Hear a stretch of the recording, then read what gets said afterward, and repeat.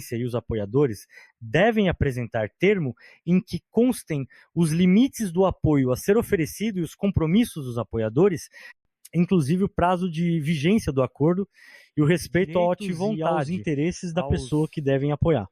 Parágrafo 2º. O pedido de tomada de decisão apoiada será requerido pela pessoa a ser apoiada, com indicação expressa das pessoas aptas a prestarem o apoio previsto no caput deste artigo. Parágrafo 3º.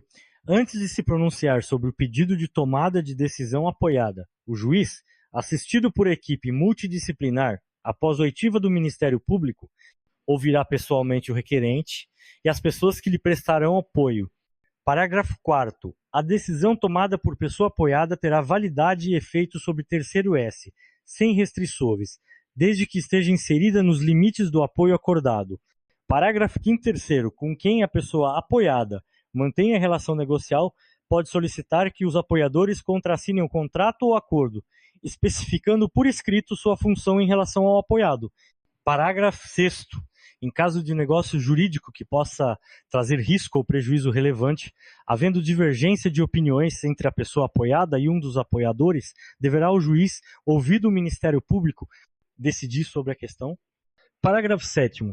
Se o apoiador agir com negligência, exercer pressão indevida ou não adimplir as obrigações assumidas, poderá a pessoa apoiada ou qualquer pessoa apresentar denúncia ao Ministério Público ou ao juiz. Parágrafo: se procedente a denúncia, o juiz destituirá o apoiador e nomeará, ouvida a pessoa apoiada e, se for de seu interesse, outra pessoa para prestação de apoio. Parágrafo 9º. A pessoa apoiada pode a qualquer tempo solicitar o término de acordo firmado em processo de tomada de decisão apoiada. Parágrafo 10. O apoiador pode solicitar ao juiz a exclusão de sua participação do processo de tomada de decisão apoiada, sendo seu desligamento condicionado à última manifestação do juiz sobre a matéria. Parágrafo 11. Aplicam-se à ELTE tomada de decisão apoiada, no que couber, as disposições referentes à ELTE prestação de contas na curatela. Artigo 117. O artigo 1º da Lei no 11,126, de 27 de junho de 2005, passa a vigorar com a seguinte redação. Artigo 1º. É assegurado a pessoa com deficiência visual, acompanhada de cão-guia, o direito de ingressar e de permanecer com o animal em todos os meios de transporte e em estabelecimentos abertos ao público, de uso público e privados de uso coletivo, desde que observadas as condições impostas por esta lei. Segundo o disposto no caput deste artigo, aplica-se a todas as modalidades e jurisdições do serviço de transporte coletivo de passageiros, inclusive em esfera internacional com origem no território brasileiro. Artigo 118. O inciso 4 do artigo 46 da Lei no 11,904, de 14 de janeiro de 2009, passa a vigorar acrescido da seguinte alínea. K. Artigo 46. 4. K de acessibilidade a todas as pessoas. Artigo 119. A Lei no 12,587, de 3 de janeiro de 2012, passa a vigorar acrescida do seguinte artigo. 12b. Artigo 12b. Na outorga de exploração de serviço de táxi, reservar-se a 10% das vagas para condutores com deficiência. Parágrafo 1º. Para concorrer às vagas reservadas na forma do caput deste artigo, o condutor com deficiência deverá observar os seguintes requisitos quanto ao veículo utilizado: um ser de sua propriedade e por ele conduzido. 2. Estar adaptado às suas necessidades, nos termos da legislação vigente. Parágrafo 2º. No caso de não preenchimento das vagas na forma estabelecida no caput deste artigo, as remanescentes devem ser disponibilizadas para os demais concorrentes. Artigo 120.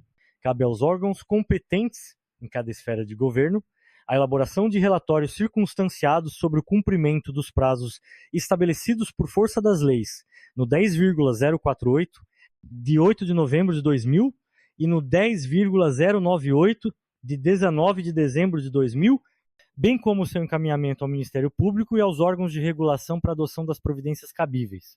Parágrafo único. Os relatórios a que se refere o caput deste artigo deverão ser apresentados no prazo de 1 ano a contar da entrada em vigor desta lei. Artigo 121. Os direitos, os prazos E as obrigações previstas nessa lei não excluem os já estabelecidos em outras legislações, inclusive em pactos, tratados, convenções e declarações internacionais aprovados e promulgados pelo Congresso Nacional e devem ser aplicados em conformidade com as demais normas internas e acordos internacionais vinculantes sobre a matéria. Parágrafo único. Prevalecerá a norma mais benéfica à pessoa com deficiência. Artigo 122. Regulamento disporá sobre a adequação do disposto nesta lei ao tratamento diferenciado, simplificado e favorecido a ser dispensado às microempresas e às empresas de pequeno porte, previsto no parágrafo 3º do artigo 1º da Lei Complementar, no 123, de 14 de dezembro de 2006. Artigo 123. Revogam-se os seguintes dispositivos. Vigência o inciso 2 do parágrafo 2º do artigo 1º da lei no 9,008 de 21 de março de 1995, 2 os incisos 2 e 3 do artigo 3º da lei no 10,406 de 10 de janeiro de 2002, 2 e 3 do artigo 228 da lei no 10,406 de 10 de janeiro de 2002, Código Civil. 4, o inciso do artigo 1,548 da lei no 10,406, de 10 de janeiro de 2002, Código Civil. 5, o inciso 4 do artigo 1,557 da lei no 10,406, de 10 de janeiro de 2002, Código Civil. 6, os incisos 2 e 4 do artigo 1,767 da lei no 10,406, de 10 de janeiro de 2002, Código Civil. 7, os artigos 1,776 e 1,78 da lei no 10,406 de 10 de janeiro de 2002, Código Civil. Artigo 124. O parágrafo 1º do artigo 2º desta lei deverá entrar em vigor em até 2 anos, contados da entrada em vigor desta lei. Artigo 125. Devem ser observados os prazos a seguir discriminados, a partir da entrada em vigor desta lei, para o cumprimento dos seguintes dispositivos. O incisos 2 do parágrafo 2º do artigo 28, 48 meses. 2, parágrafo 6º do artigo 44, 48 meses. 3, artigo 45, 24 meses. 4, artigo 49, 48 meses. Artigo 126. Prorroga-se até 31 de dezembro de 2021 a vigência da lei no 8,989 de 24 de fevereiro de 1995. Artigo 127. Esta lei entra em vigor após decorridos 180 dias de sua publicação oficial. Lei 13,334 PPEM, Programa de Parcerias de Investimentos, fortalece o papel regulador do Estado e a autonomia das entidades estatais de regulação. Capítulo I do Programa de Parcerias de Investimentos, artigo 1º, fica criado, no âmbito da Presidência da República, o Programa de Parcerias de Investimentos PPI, destinado à ampliação e fortalecimento da interação entre o Estado e a iniciativa privada por meio da celebração de contratos de parceria para a execução de empreendimentos públicos de infraestrutura e de outras medidas de desestatização. Parágrafo podem integrar o PPI. Os empreendimentos públicos de infraestrutura em execução ou a serem executados por meio de contratos de parceria celebrados pela administração pública direta e indireta da União. 2, os empreendimentos públicos de infraestrutura que, por delegação ou com fomento da União, sejam executados por meio de contratos de parceria celebrados pela administração pública direta ou indireta dos estados, do Distrito Federal ou dos municípios. E 3, as demais medidas do Programa Nacional de Desestatização, a que se refere a Lei nº 9,491, de 9 de setembro de 1997. Parágrafo 2º, para os fins desta lei, consideram-se contratos de parceria a concessão comum, a concessão patrocinada, a concessão administrativa, a concessão regida por legislação setorial, a permissão de serviço público, o arrendamento de bem público, a concessão de direito real e os outros negócios público-privados que, em função de seu caráter estratégico e de sua complexidade, especificidade, volume de investimentos, longo prazo, riscos ou incertezas envolvidos, adotem estrutura jurídica semelhante. Artigo 2 são objetivos do PPI. Ampliar as oportunidades de investimento e emprego e estimular o desenvolvimento tecnológico e industrial, em harmonia com as metas de desenvolvimento social e econômico do país. 2, garantir a expansão com qualidade da infraestrutura pública, com tarifas adequadas. 3, promover ampla e justa competição na celebração das parcerias e na prestação dos serviços. 4, assegurar a estabilidade e a segurança jurídica com a garantia da mínima intervenção nos negócios e investimentos. 5, fortalecer o papel regulador do Estado e a autonomia das entidades estatais de regulação. Artigo 3. Na implementação do PPI serão observados os seguintes princípios. Estabilidade das políticas públicas de infraestrutura.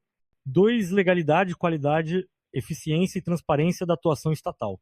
E 3, garantia de segurança jurídica aos agentes públicos, às entidades estatais e aos particulares envolvidos.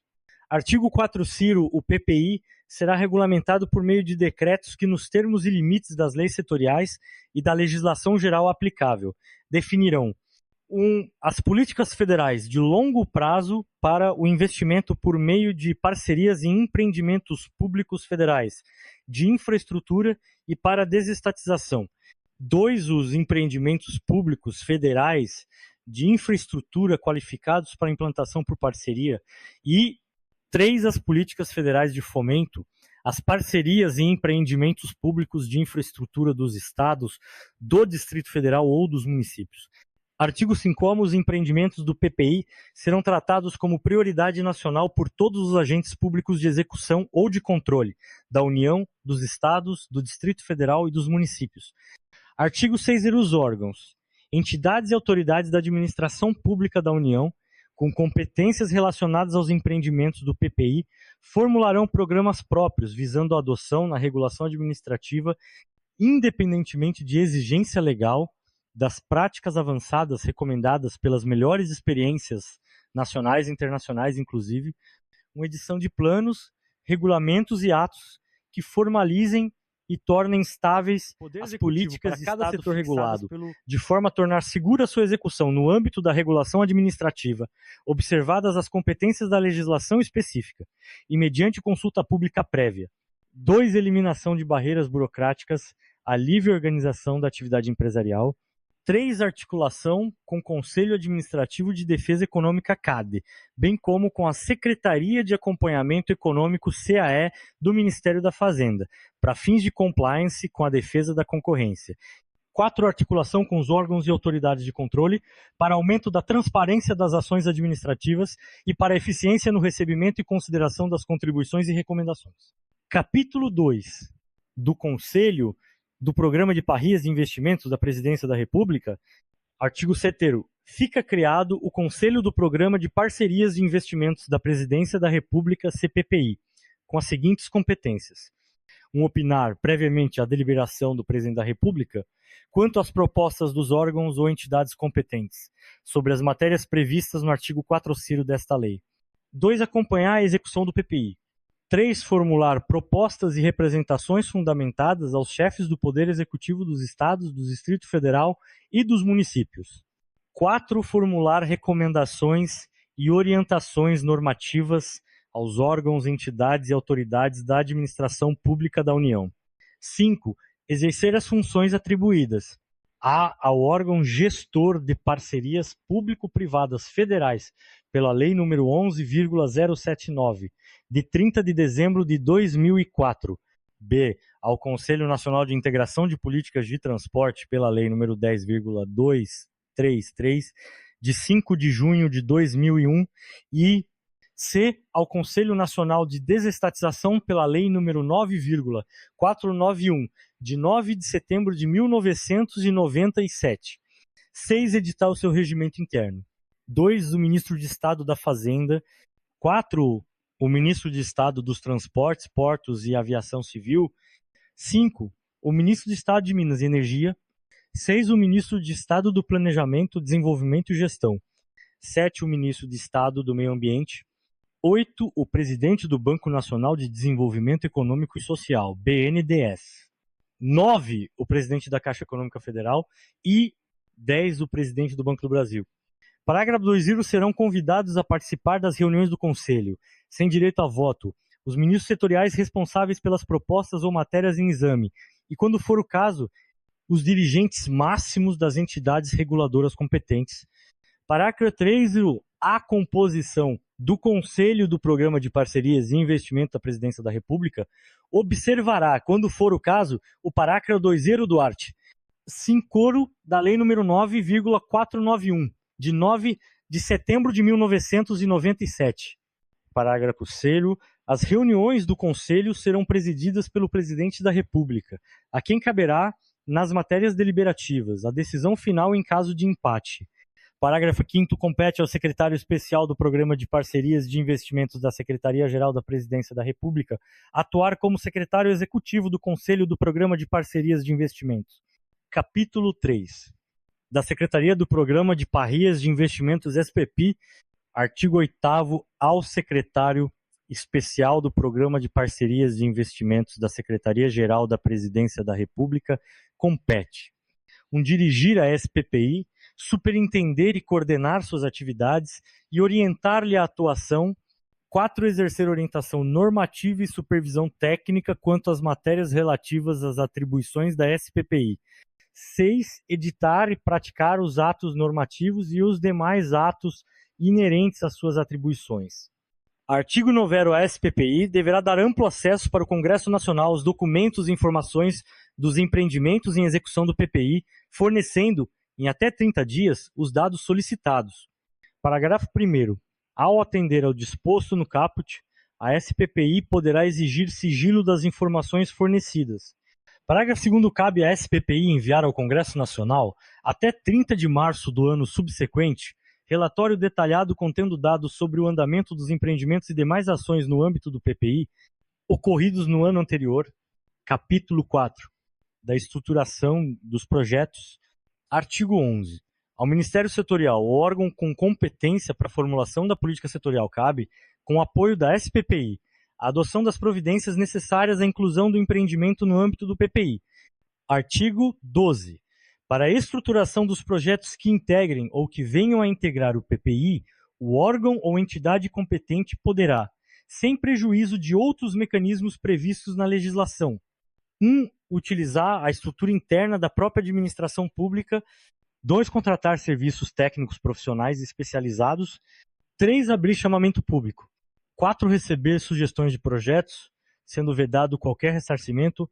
Ou 5. Celebrar diretamente com o fundo de apoio a estruturação de parcerias FAEP, contrato de prestação de serviços técnicos profissionais especializados. Artigo 13. Observado o disposto no artigo 13 da Lei nº 9,491, de 9 de setembro de 1997, e no parágrafo 079, de 30 de dezembro de 2004, a licitação e celebração de parcerias dos empreendimentos públicos do PPI independem de lei autorizativa geral ou específica. Capítulo V do Fundo de Apoio à Estruturação de Parcerias, FAEP, artigo 14. Fica o BNDES autorizado a constituir e participar do Fundo de Apoio à Estruturação de Parcerias FAEP, que terá por finalidade a prestação onerosa, por meio de contrato, de serviços técnicos profissionais especializados para a estruturação de parcerias de investimentos e de medidas de desestatização. Parágrafo 1º. O FAEP terá natureza privada e patrimônio próprio separado do patrimônio dos cotistas, será sujeito a direitos e obrigações próprios e terá capacidade de celebrar em seu nome contratos, acordos ou qualquer ajuste que estabeleça deveres e obrigações e que seja necessário à realização de suas finalidades. Parágrafo 2º. O FAEP possuirá prazo inicial de 10 anos, renovável por iguais períodos. Parágrafo 3º. O administrador e os cotistas do FAEP não responderão por qualquer obrigação do fundo, salvo pela integralização das cotas que subscreverem. Parágrafo 4º. O FAEP será administrado, gerido e representado judicial e extrajudicialmente pelo BNDES. Parágrafo 5º. o FAEP poderá se articular com os órgãos ou entidades da União, dos Estados, do Distrito Federal e dos municípios, cuja atuação funcional seja ligada à estruturação, liberação, licitação, contratação e financiamento de empreendimentos e atividades, para troca de informações e para acompanhamento e colaboração recíproca nos trabalhos. Parágrafo 6º constituem recursos do FAEP, uns oriundos da integralização de cotas, em moeda corrente nacional, por pessoas jurídicas de direito público, organismos internacionais e pessoas naturais ou jurídicas de direito privado, estatais ou não estatais. 2. As remunerações recebidas por seus serviços. 3. Os recebidos pela alienação de bens e direitos ou de publicações, material técnico, dados e informações. 4. Os rendimentos de aplicações financeiras que realizar. E 5. Os recursos provenientes de outras fontes definidas em seu estatuto. Parágrafo 7º. O FAEP destinará parcela do preço recebido por seus serviços como remuneração ao BNDES pela administração, gestão e representação do fundo, de acordo com o seu estatuto. Parágrafo 8º. O FAEP não pagará rendimentos a seus cotistas, assegurado a qualquer deles o direito de requerer o resgate total ou parcial de suas cotas, fazendo-se a liquidação com base na situação patrimonial do fundo, sendo vedado o resgate de cotas em valor superior ao montante de recursos financeiros disponíveis ainda não vinculados às estruturações integradas já contratadas nos termos do Estatuto. Parágrafo 9º. O Estatuto do FAEP deverá prever medidas que garantam a segurança da informação, de forma a contribuir para a ampla competição e evitar conflitos de interesses nas licitações das parcerias dos empreendimentos públicos. Artigo 15º. O FAEP poderá ser contratado diretamente por órgãos e entidades da administração pública para prestar serviços técnicos profissionais especializados, visando a estruturação de contratos de parceria e de medidas de desestatização. Artigo 16. Para a execução dos serviços técnicos para os quais houver sido contratado, o FAEP poderá contratar, na forma da legislação, o suporte técnico de pessoas naturais ou jurídicas especializadas, cabendo aos agentes públicos e gestores do fundo, com o apoio da SPPI, a coordenação geral dos trabalhos e a articulação com os demais órgãos e entidades envolvidos. Capítulo 6. Da liberação de empreendimentos do PPI, artigo 17. Os órgãos, entidades e autoridades estatais, inclusive as autônomas e independentes da União, dos Estados, do Distrito Federal e dos municípios, com competências de cujo exercício depende a viabilização de empreendimento do PPI, têm o dever de atuar em conjunto e com eficiência para que sejam concluídos de forma uniforme, econômica e em prazo compatível com o caráter prioritário nacional do empreendimento, todos os processos e atos administrativos necessários à sua estruturação, liberação e execução. Parágrafo 1º. Entende-se por liberação a obtenção de quaisquer licenças, autorizações, registros, permissões, direitos de uso ou exploração, regimes especiais e títulos equivalentes de natureza regulatória, ambiental, indígena, urbanística, de trânsito, patrimonial, pública, hídrica, de proteção do patrimônio cultural, aduaneira, minerária, tributária e quaisquer outras necessárias à implantação e à operação do empreendimento.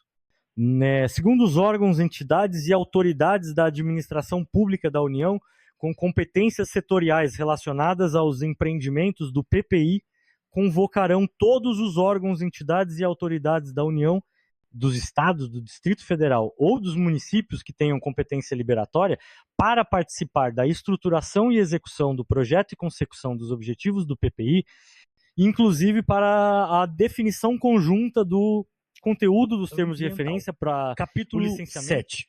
Disposições finais, artigo 18. A lei no 10,683, de 28 de maio de 2003, passa a vigorar com as seguintes alterações. 14 pela Secretaria do Programa de Parcerias de Investimentos. Parágrafo íntegro ainda, a Presidência da República, a Câmara de Comércio Exterior, CAMEDES, e o Conselho do Programa de Parcerias de Investimentos. Artigo 24F. Compete à Secretaria de Parcerias de Investimento da Presidência da República, SPPI, coordenar, monitorar, avaliar e supervisionar as ações do Programa de Parcerias de Investimentos e o apoio às ações setoriais necessárias à sua execução, sem prejuízo das competências legais dos ministérios, órgãos e entidades setoriais. 2. Acompanhar e subsidiar, no exercício de suas funções de supervisão e apoio, a atuação dos ministérios, órgãos e entidades setoriais, assim como do Fundo de Apoio à Estruturação de Parcerias FAEP. 3. Divulgar os projetos do PPI de forma que permita o acompanhamento público. 4. Celebrar ajustes com o Conselho Administrativo de Defesa Econômica, CADE, bem como com a Secretaria de Acompanhamento Econômico, SEAI, do Ministério da Fazenda, para o recebimento de contribuições técnicas, visando a adoção das melhores práticas nacionais e internacionais de promoção da ampla e justa competição na celebração das parcerias e na prestação dos serviços. E 5. Celebrar ajustes ou convênios com órgãos ou entidades da administração pública da União, dos Estados, do Distrito Federal ou dos municípios para ação coordenada ou para o exercício de funções descentralizadas. Parágrafo 1º. A SPI terá as mesmas prerrogativas ministeriais quanto à utilização de sistemas, em especial aqueles destinados à tramitação de documentos. Parágrafo 2º. A SPPI tem como estrutura básica o gabinete, a Secretaria Executiva e até 3 secretarias. Artigo 19. Fica criado o cargo de natureza especial CNE de Secretário Executivo da SPPI. Artigo 20. A empresa de planejamento e logística EPL passa a ser vinculada à SPPI, cabendo-lhe prestar apoio ao CPPI. Artigo 21. Aplicam-se as disposições desta lei, no que couber, aos empreendimentos empresariais privados que, em regime de autorização administrativa, concorram ou convivam em setor de titularidade estatal ou de serviço público, com empreendimentos públicos a cargo de entidades estatais ou de terceiro S contratados por meio das parcerias de que trata esta lei. Lei 13,448, prorrogação e relicitação nos setores rodoviário, ferroviário e aeroportuário. A Lei 13,448, conversão da medida provisória número 750 e 2, ou MP das concessões, disciplina a relicitação de empreendimentos explorados por meio de concessão nos setores rodoviário, ferroviário e aeroportuário. O que é a relicitação? A lei define por relicitação o procedimento que compreende a extinção amigável dos contratos de parceria e a celebração de novo ajuste negocial para o empreendimento em novas condições contratuais e com novos contratados, mediante licitação promovida para esse fim. A medida se destina às concessionárias de rodovias e aeroportos que estão enfrentando dificuldades em cumprir contratos, seja por causa da escassez e da restrição de crédito, de impactos da Operação Lava Jato ou da alteração radical do cenário econômico do país. A lei prevê que poderá ser determinada a realização de nova licitação de contratos em vigor que y ou não estejam sendo cumpridos pelos contratados, ou i cujos contratados demonstrem incapacidade de adimplir as obrigações contratuais ou financeiras assumidas. Qual a novidade? A rigor, no regramento da Lei de Concessões, o regime aplicável para a extinção dos contratos seria o de caducidade, com base no descumprimento do contratado. A extinção por caducidade envolve processo administrativo complexo e culmina muitas vezes em discussões judiciais com a manutenção da atividade pelo contratado por longos períodos via liminar. No novo modelo, o atual contratado deve concordar com a extinção amigável. No entanto, é possível que ele ainda não conheça as condições de indenização, definidas apenas posteriormente. Trata-se de um ponto importante, já que a concessionária não poderá desfazer o acordo posteriormente, em caso de disputa sobre o valor indenizatório. Por outro lado, as partes poderão submeter o cálculo da indenização a um processo de arbitragem conduzido em paralelo aos procedimentos para a nova licitação. A lei busca claramente dar maior celeridade ao processo, já que a discussão de indenização, fixada frequentemente no judiciário, é uma das principais razões de travamento dos processos de extinção. Em síntese, a lei busca estabelecer formas mais modernas de resolução de conflito, rescisão amigável e arbitragem, sobretudo em relação a direitos patrimoniais. Em qualquer cenário, a indenização devida deverá ser paga à concessionária antes que a vencedora do processo de relicitação assuma o empreendimento. Qual é o procedimento para relicitar? É possível falar em 3 principais fases no programa de parcerias de investimento, PPI, por solicitação do Ministério competente e com a aprovação presidencial. Em uma segunda fase, tem início as negociações entre a concessionária e o órgão competente, responsável pelo contrato, incluindo a apresentação de uma série de justificativas e informações técnicas, bem como a declaração formal da intenção de aderir ao processo de relicitação de maneira irrevogável e irretratável. Após qualificado para a relicitação, o contrato não poderá ser submetido aos regimes de recuperação judicial e extrajudicial. Trata-se de uma previsão direcionada de forma clara a blindar os ativos administrados por empresas objeto da Lava Jato que enfrentam dificuldades financeiras. Além disso, ficam suspensas as medidas destinadas a instaurar ou a dar seguimento a processos de caducidade eventualmente em curso contra o contratado. Uma vez acordados os termos da rescisão amigável, a lei prevê que deve ocorrer celebração de aditivo contratual com o atual prestador do serviço, determinando, INI, aderência aos termos da transição e a extinção amigável. Primeiro, suspensão das obrigações originais e novas condições para a prestação do serviço até a extinção. E compromisso arbitral em relação ao arbitramento de eventuais indenizações devidas, que poderão inclusive ser pagas pelo novo contratado, caso assim determinado, e outras obrigações contratuais de direito disponível, e non eventual pagamento direto de eventuais indenizações aos financiadores. Além disso, cabe ao órgão competente elaborar estudos técnicos de viabilidade econômico-financeira e operacional da futura concessão e submeter-los à consulta pública. Encerrada a consulta, os estudos e documentos da relicitação devem ser encaminhados para avaliação do Tribunal de Contas da União, TCU. Apenas então pode ser formalmente aberto o processo de nova licitação do empreendimento. Em caso de atraso na relicitação, o órgão competente poderá determinar a manutenção do contrato atual por até 24 meses para garantir a continuidade do serviço. Outra previsão relevante é a vedação de participação de algumas entidades na relicitação do empreendimento ou no futuro capital da licitante vencedora. A restrição abrange tanto o atual contratado, Sociedade de Propósito Específico, SPE, quanto os acionistas que detenham 20% ou mais de seu capital em qualquer momento anterior à instauração do processo de relicitação. Mesmo os acionistas que não tenham dado causa ao descumprimento e tenham condições financeiras de tocar a concessão, estarão impedidos de participar da nova concessionária. Alguns pleitos ficaram de fora da lei. Embora tenham sido apresentadas emendas nesse sentido, não foram incluídas na redação aprovada regras para a renegociação de concessões vigentes com vistas à sua manutenção. Respeitados os limites de alteração dos contratos administrativos, essa poderia ser uma alternativa. Nada impede, contudo, que esse tipo de negociação seja realizado com base na regulamentação em vigor.